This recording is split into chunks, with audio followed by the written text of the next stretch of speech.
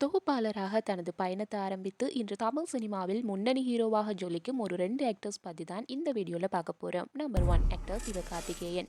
விஜய் டிவியில் கலக்க போவது யார் நிகழ்ச்சியில் ஒரு போட்டியாளராக அறிமுகமானார். ஸோ இவருடைய காமெடி மற்றும் மிமிக்ரி திறமையால் விரைவில் அதே சேனலில் ஆங்கராக மாறினார்.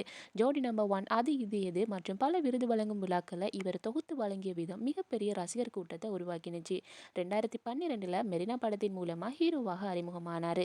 சமீபத்தில் வெளியாகிய அமரன் படத்தின் மாபெரும் வெற்றி இவர் அடுத்த கட்டத்துக்கு கொண்டு சென்றுச்சு. ஆக்டர் ரியோராஜ். தொகுப்பாளராக தனது பயணத்தை ஆரம்பித்து சரவணன் மீனாட்சி சீரியல்ல நடித்து இல்லத்தரசிகளின் மனதை வென்ற இவர் தமிழ் பிக் பாஸ் சீசன்ல கலந்துட்டு மேலும் தனது புகழை அதிகப்படுத்தி கொண்டாரு. சிவகார்த்திகேயன் தயாரிப்பில் வெளியான நெஞ்சமுண்டு நேர்மையுண்டு ஓடு ராஜா திரைப்படத்தின் மூலமா கதாநாயகனாக அறிமுகமானாரு. ஸோ சமீபத்தில் வெளியான ஜோ, ஆண் பாவம் பொல்லாதது போன்ற திரைப்படங்கள் இளைஞர்கள் மத்தியில் இவருக்கு ஒரு நல்ல நடிகருக்கான அங்கீகாரத்தை பெற்றுக் கொடுத்துச்சு. ஸோ யதார்த்தமான நடிப்பால் தனக்கென ஒரு பாணியை உருவாக்கிட்டு வராரு.